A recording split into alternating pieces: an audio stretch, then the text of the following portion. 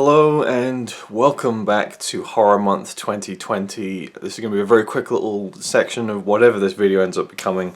It's currently 9:25 AM on the 3rd of October 2020, and I had work yesterday so I didn't get around to watching a horror film, so this will be the second video, and it is about the TV show The Third Day.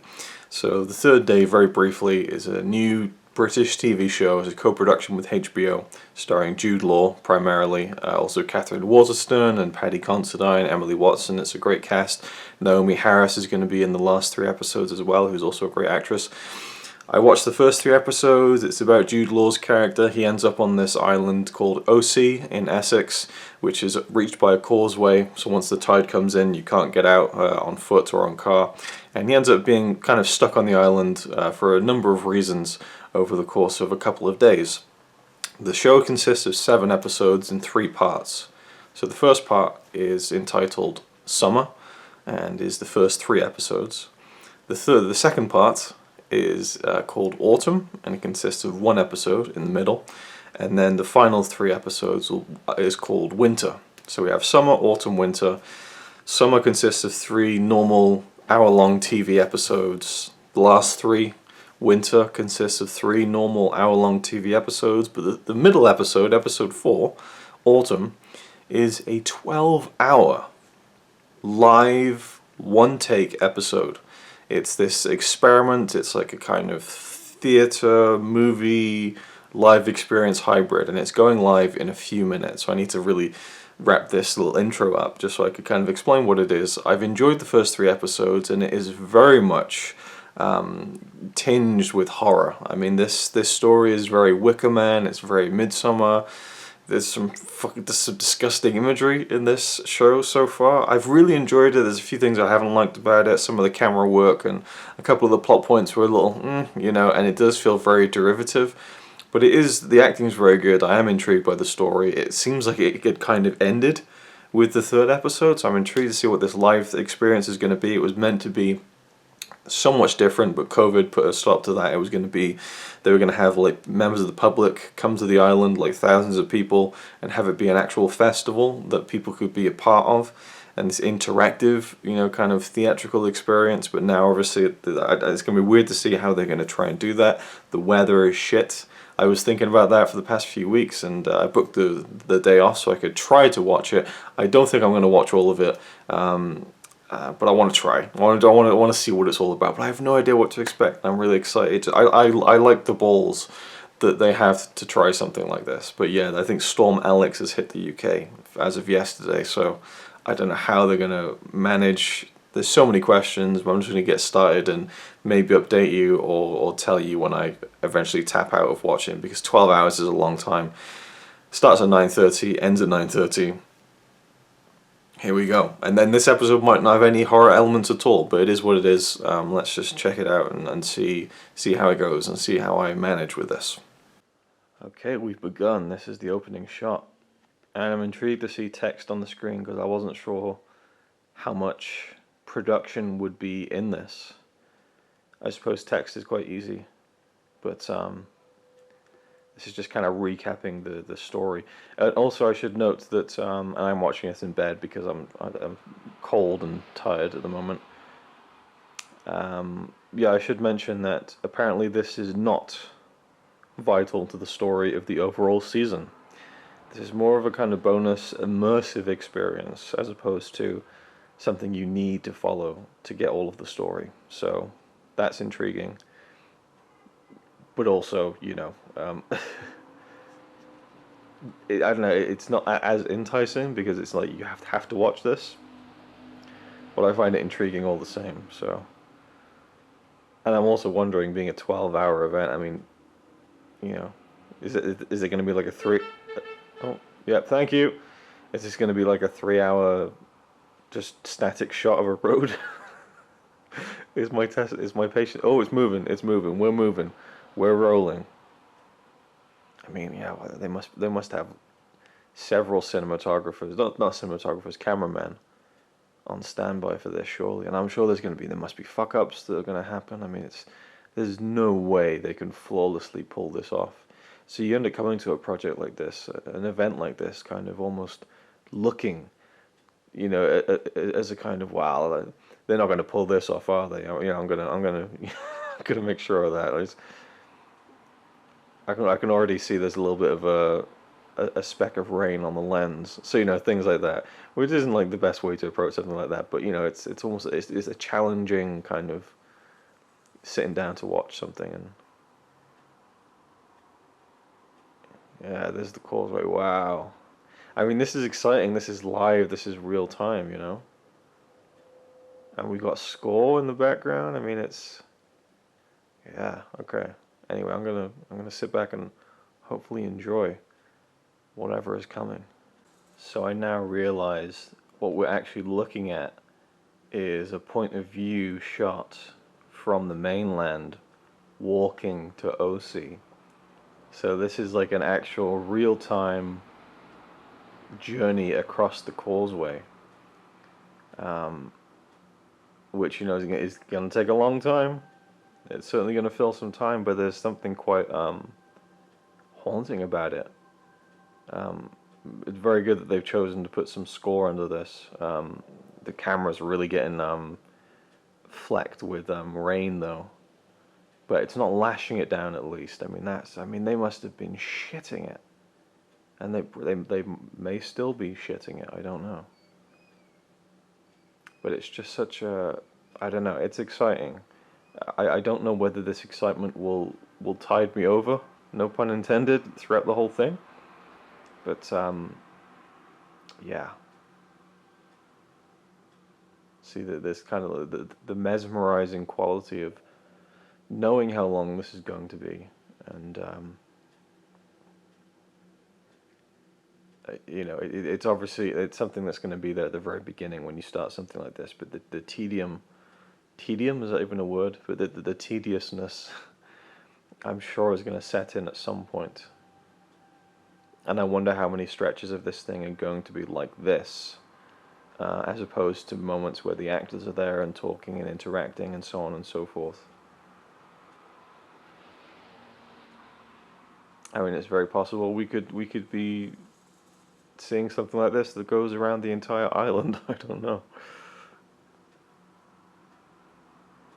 But I actually think, I mean, this is it's entitled Autumn. You know, this part of the show.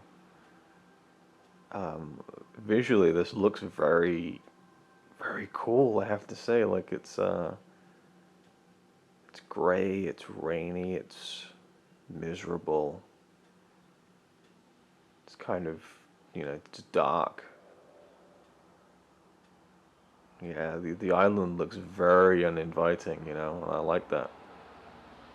Especially after what happened at the end of the last episode. Very intriguing. All right. Maybe filming little snippets like this is what's gonna keep me going. I don't know, but I haven't committed myself to the whole thing.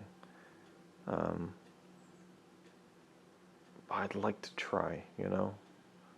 If I can do this, if I can pull off this 12-hour beast, then you know, then I can start looking at films like Showa and Satan Tango, and you know, brush those off lightly. I don't know. All right, so we are 27 minutes in.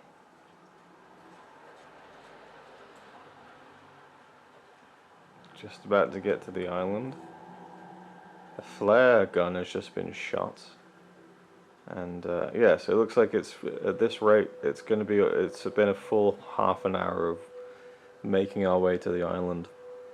I've been browsing the Twitter hashtag for the show and seeing what people have to say, and some people are comparing it to Satan Tango and comparing it to David Lynch with the soundscape and everything.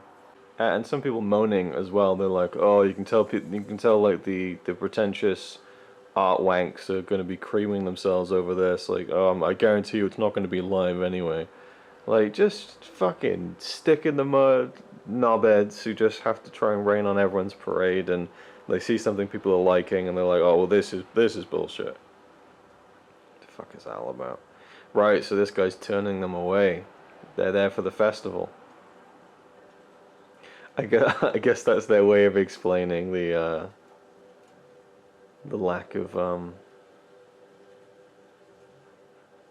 of attendance, I guess, because they can't have a lot of people here because of the virus, which is interesting. I'm not sure if Essex is in lockdown. I'm guessing it is. So I don't know. I was wondering if even they wouldn't be able to fully go through this as planned. I mean, there's been so many roadblocks. Anyway. But yeah, the people moaning about it, like, well, just don't watch it then. Don't watch it. Stop your little tweets. Just get on it with your day, If you're not into it, you're not into it. But this is, regardless of the quality of this final product, it's historic. And this art form of cinema and filmmaking has been built on a foundation of pushing the boundaries, Trying new things. This is something new. This is something that hasn't been done before. So it's cool, and I'm not sure. Well, I've got no clue what's coming. That's exciting, but also daunting. But yeah, it was a very atmospheric opening. I actually really enjoyed it. I did check Twitter, like I said, a few times, but apart from that, I have been quite engrossed by the visual of it. It's very stark and yeah. So after 40 minutes of a walk to the island and across some of the country road, the camera is now in the back of a truck, and I'm almost missing the walk. Like, I kind of wanted it to be like an hour long, walk, very slow, methodical. But now we're on the back of a truck, and it's going to take us further into the island. I'm kind of really enjoying it, I have to say. And as I said, I was checking Twitter, and I was almost thinking to myself, like, am I ruining the experience here? But, I mean, there's just no way I could keep full, undivided attention on this for 12 hours. I don't know if it's possible to pause it. It probably is, because I'm recording it through Sky, but I don't want to, like, lose the live experience either. I don't know if you're then able to catch up to the live. I don't know, so I don't want to pause it or anything. I'm going to have to get food at some point, go to the toilet, so things are going to be missed, It just is what it is. So almost an hour in now. It's just this old guy huffing and puffing, and these kids. I have to say, a lot of me is thinking already, don't look at the camera, guys, don't look at the cameras. So we're still on the truck, and people on Twitter have pointed out that when the guy with the bucket got onto the back of the truck, there was a cut. So people are wondering whether maybe there's a few minutes delay, and I definitely noticed it. It was a bit jarring. I wasn't sure if it was a cut or not, but apparently people who have rewound have gone back and said that when he gets on the truck, the camera lens suddenly gets clean, because of course there's a lot of rain has come onto the lens, and now that we've been on the truck for a while, more rain has come onto the lens. But it makes sense to me to, maybe it's a multiple camera setup, maybe they had someone waiting there and they just kind of cut it in as smoothly as they could, because you honestly can't expect a single cameraman to work this thing for 12 hours. There has to be a switch over, and I think maybe the smoothest way to do that without making it obvious is to do a cut here and there. So in that sense, it isn't a true one take deal, but it is a continuous live event regardless, and I think that that is still incredibly impressive, regardless of, even if it all goes to shit, it doesn't lessen the ambition of this, or the impressiveness of this, I think. Another keen observation on Twitter, someone has pointed out that low tide on OC today is apparently 8 a.m., which is a full 90 minutes before this thing went live.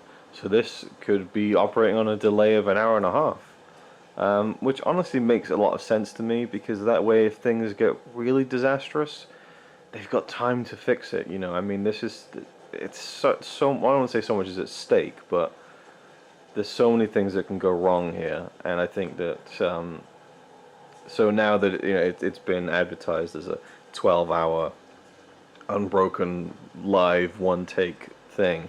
I mean, look, you can see how much the camera is just caked in in rain right now, and the rain is picking up. So, you know, they need time to change over the camera or wipe the lens and then try to cut it and, you know, figure something out, because then otherwise things might get unwatchable. You know, you don't want that. You want to preserve what you've planned and what they've been building towards for years. Apparently they've been putting a lot of time into this project. So just as I turned off the camera, there was another cut, and the lens is now clean. And it was done in a nice spot when he was walking past the camera. So I think unless you're really looking for it, you're not going to notice it too much. And I don't think it's multiple cameras at this point. I think it is just literally wiping the lens. So yeah, it's so impressive that they're able to do this just technologically wise. You know, in terms of beaming this image in super high quality. And now the camera's just getting soaked up with the rain again. It's a shame, really. It adds atmosphere, but it's also, it slightly stresses me out, you know? Yeah. At an hour and 15 minutes into this, we had our first look at one of the main characters from the show, Catherine Waterston's character, Jess. And I loved how the camera very slowly panned around this whole scene and all the people getting around doing stuff. And then just it was a very cinematic reveal of her sitting there in this red coat. But I have now run downstairs to fix some food. Now the camera is locked off a bit here. I feel like these are kind of like quasi breaks in a way. You just have to kind of intuitively kind of, you know, figure out that you can probably run away from the screen for a little bit. So that's what I'm doing right now.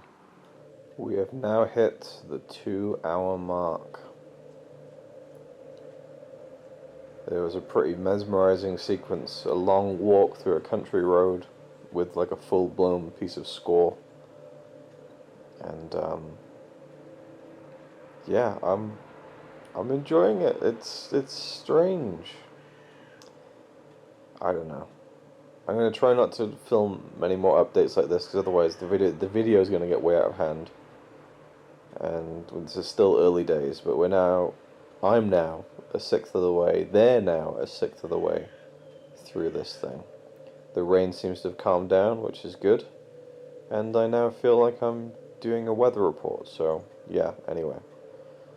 This is a pretty disturbing beginning to this section where we were panning in on the field. It looked like there were bodies everywhere, but they're actually effigies, I guess, these straw men.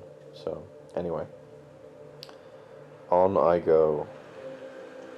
So Jude Law has made his entrance, looking a lot more disheveled and bearded than he did in the last episode. What's interesting is you can't really hear any of the dialogue. It's muted out and stuff. Well, not muted, but like it's very low in the mix. So I'm wondering if we're going to get any kind of meaningful dialogue at some point. I don't know. At this point, I'm just like, they must be so fucking cold in that water. It's now 4 hours in.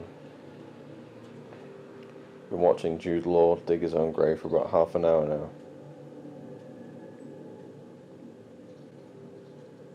I'm oddly transfixed.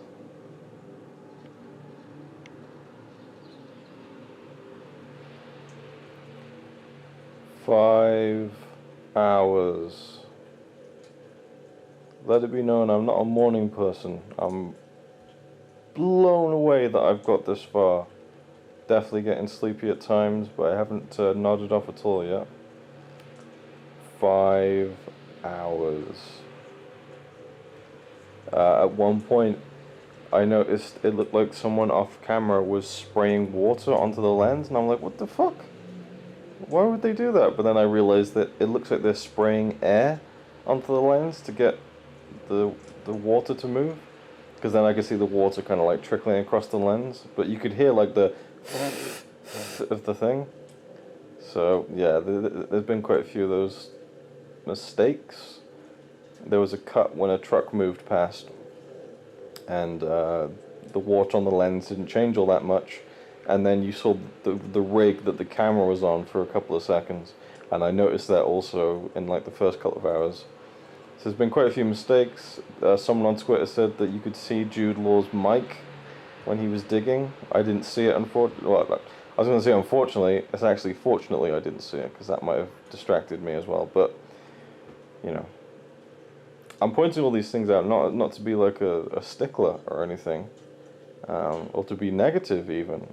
I just find it fascinating technically what they're doing, you know. And so I found those mistakes intriguing, and you know, I would love to know the inner workings of all the technical side of this, because it really is staggering. And the fact that it is kind of holding my attention, even though I am checking Twitter and stuff, it's still pretty much, you know, holding my undivided attention. There has yet to be a real meaningful dialogue sequence. There's a brief section where Catherine Waterston was on the phone to her husband, presumably, from what we know of the story. But apart from that, there has been minimal dialogue, and when there is dialogue, it's kind of in the background, or you can't hear it. People are talking to each other, but sometimes you just don't hear it at all, and the ambient sound is at the forefront of the mix. And there's been maybe a few times where the sound has kind of dropped out a little bit, so there's been these tiny glitches so far, but nothing huge, nothing major. Anyway, that's it. 5 hours. Holy shit! Almost halfway through.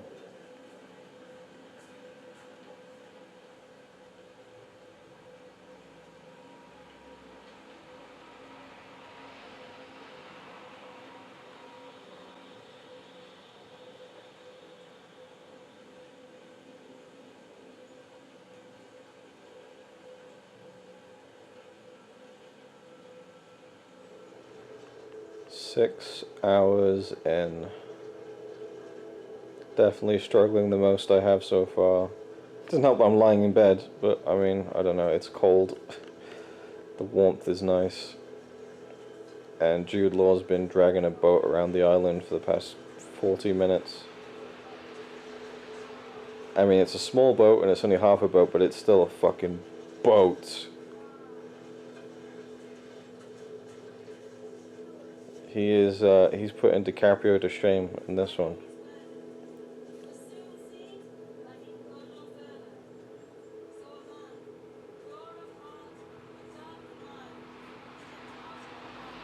But yeah,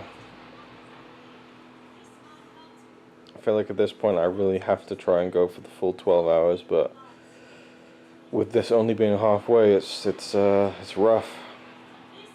Just energy-wise, the actual content is still very just, I don't know, I can't even describe it. It's just something else. With all due respect to Leonardo DiCaprio, I don't think I've ever seen an actor go through this much physical, like, strife. It's just inescapable. You can't cut and take a break. He's been dragging this boat around the island for fucking ages. He was digging a grave for almost an hour. He had to go in freezing water for like 20 minutes at the beginning. He's just been dragged through the mud, literally, in this. You just feel it, because there's just no escaping it.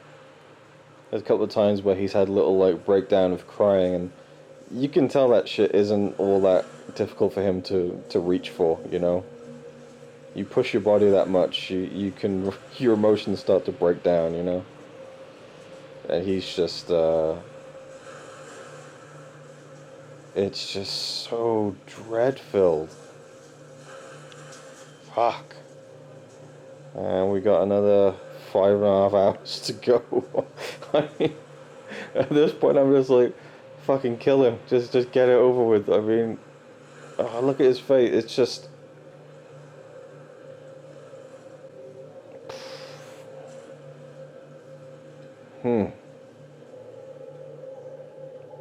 Yo, this is fucking nuts.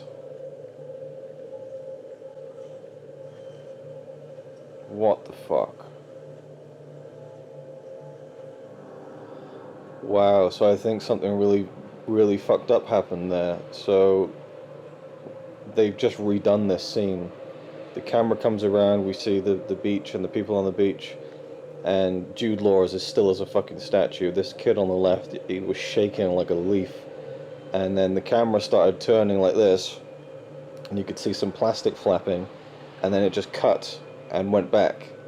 And some people are saying that this guy on the left fell in,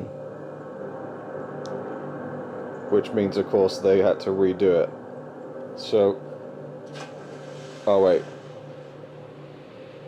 was that meant to happen? I don't know what's going on, but they definitely did a retake or something, because it went back around again. I don't know what happened. Or maybe he fell in and the camera missed it. I think that might be what it was. Oh, that sucks. That's probably what happened. The camera, it wasn't a smooth camera move, and so... Ah, that sucks. So he had to get back up again and fall off again, I guess. Well, that's an important moment. You have to redo it, I suppose. It kind of takes away the dramatic impact, unfortunately, but what can you do? It's live TV, it's ambitious. I guess they just called an audible and said, we need that shot of him falling off. Oh, man. Alright, now 8 hours in. Connie, just your brief off-camera thoughts of me watching this. A waste of time. Waste of time, you think? Well, I don't know. I haven't watched it, have I? But it's the same fucking sound all the time, and nothing's happening. Oh, thanks. She's come in like twice and kind of judged it based on 2 minutes. And anyway, so 8 hours. I've been kind of dejected over the fact that Sam is clearly dead and died when he fell off the pole, but we saw Jude Law swimming away. And that just bothered me, because at first I thought, oh, he didn't die, he's going to swim to the shore and it's going to continue, but then they all just left and that's it. But then we just had, a few minutes ago, a flash cut of Sam's face just sitting in this kind of like blue, almost abstract space, and we've had those cuts from like the third hour. Every hour or two we'll get just like 2 seconds of it. So currently everyone in the town is having lunch, dinner, whatever you want to call it, and this camera's been slowly panning around for about 20 minutes, and then out of nowhere, boom, just a shot of Sam, and I don't know what that means. Is he still alive? Is this going to end in some, I don't know, resurrection of some form? I have no clue where this is going, and the fact that there are 3 episodes after this, which will cover winter, I'm not sure, because it seemed to be promoted as the first 3 episodes are Jude Law, and then the last 3 episodes are Naomi Harris, and you know the characters wouldn't interchange between. That's what the impression I got anyway. So I don't know what the end game is. And they said that this live episode has no bearing on the plot, and that people don't need to watch it; they won't miss anything. How could they not miss anything when the main character has just been subjected to this like torture and killed? Or, you know, yeah, he's been killed, you know, that's definitely what's happened, or at least nearly killed. Kind of physically dragged to near death through exhaustion. How could that not be vital to the plot, you know? Is this a dream? That'd be shit. Anyway, 8 hours in, I cannot believe it. I hope I'm going to get away with this video, because I've been filming the TV the whole fucking time. Hopefully they don't pick up on it, but anyway. But it's been something.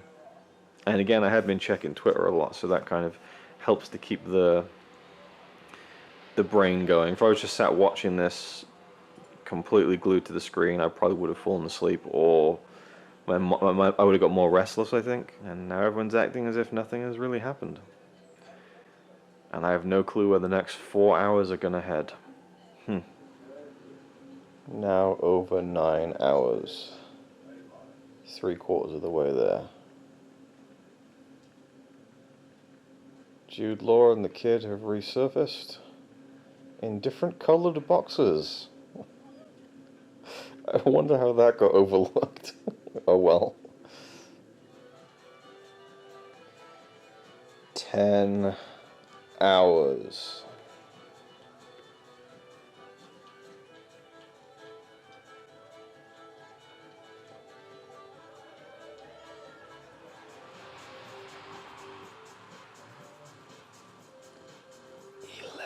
Hours.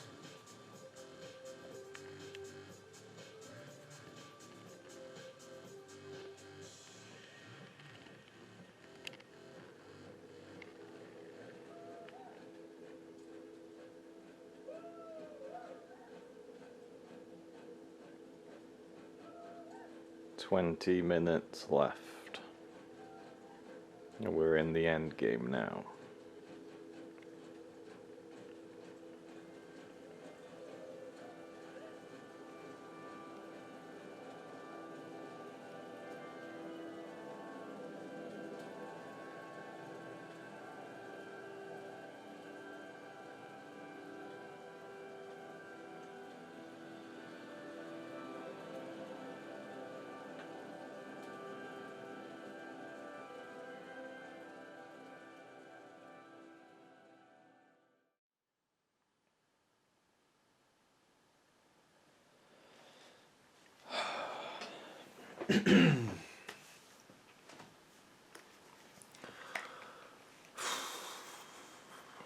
Alright, so there is so much to say about this show, this episode, this 12-hour film that I just watched, and I couldn't possibly do it in one video, I don't think, not in this video anyway, so this will be my first reactions, my live reactions. Yeah, I mean, I don't know, Connie, when it was finished, Connie was like, "How was it?" And I was like, "It's good." And she's like, "Well, what happened?" And it's like, how do you sum it up? How can you possibly sum up 12 hours of story? Not that it was 12 hours of full packed story. I mean, this is nothing like a traditional film or a traditional episode of television. It's completely different. It's more theatre style storytelling, but even that, it's elongated and stretched beyond the limits of theatre as well. You're not going to get people into a theatre for 12 hours to do a show. Certainly not with no interruptions. And there were these moments where, you could tell the camera is going to be locked off in this one position for a while. You can go to the toilet. One particular instance was when Jude Law just kind of lay down on this bunk and just slept for like 10 minutes, and that's all that the shot was him asleep. So you get these moments where you intuitively understand, okay, we could take a little bit of a break here, but it's not like it says intermission or anything. So again, I'll do another video on this. It'll be more of a review of this, the third day autumn experience. But first, initial thoughts, pretty damn incredible. It lost me a little bit towards the end. There's a rave sequence that just went on, and I hate rave music, so it was just tedious. And it felt like all this tension that had been building from frame one, for like 10 hours, just suddenly became this big rave party. And I was very much interactive with Twitter all day, which helped kind of keep energy levels going when it was just a shot of nothing really happening. And so you still feel the mood and the ambience of it, but you're looking on another screen and seeing what other people are thinking of this. And it was a great interactive experience in that sense.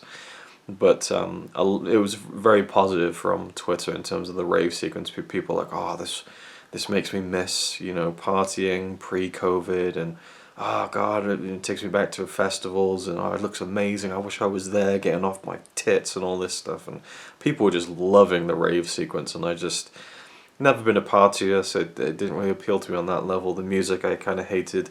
it had kind of hypnotic and mesmerizing visual style to it, but it just went on, and I grew fairly tired of it.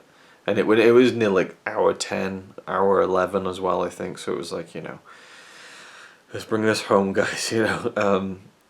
And yeah, again, I don't want to go into too much on all that stuff, but incredible. A lot of mistakes. A lot of things that couldn't be helped. The lens being covered by rain, obscured by rain droplets for like the majority of like the first 5 or 6 hours was unavoidable, I think. There was a section towards the end in a mud bath where the camera got completely covered in mud, and at that point they did just start wiping the lens furiously, and I don't know whether that was planned or not, because I don't know. I would love to know the behind the scenes of this. I would love to know everything. I'd love to see I won't say it because it might spoil a different movie for you, but I would love to see just like a 12-hour, behind the scenes, like step by step, seeing all of these things, because what it must have taken to pull this off, from the opening sequence going across the causeway to the final sequence with the burning building, which is pretty staggering that they pull that off health and safety wise. I mean that's, yeah, that was just a very striking way to end. But I could call, as we got to like hour 8 and 9, that it was leading to a fairly anticlimactic ending, and I wasn't wrong. There was a bit of a ooh, okay, alright, about maybe 40 minutes before it ended, and it just seemed to not really go anywhere more exciting. And I think that if the ambition and scope of this thing had been serviced with a story that really had more punch to it at like, at the top of every hour or something, then I think we could be looking at something, like an all-time great film, both in concept and in execution, because it's certainly not like they were lacking in great cinematography, great sound design and score, and bringing all those things together in a live situation for 12 hours, which is crazy. And the performances are the absolute strong point. There wasn't a bum note really as far as the main actors were concerned. There was a lot of things where the extras maybe would look at the camera or whatever, or you could kind of tell that they were trying to act natural when, there wasn't much of that though, to be fair. It was mostly very natural, very, you felt like you were immersed in that experience. But I do feel like with the way that they did this, both in the way it was filmed, in the nature of it being this live thing, it feels more realistic. It felt a bit separated from those first 3 episodes, because they feel like, like a movie, like a TV show.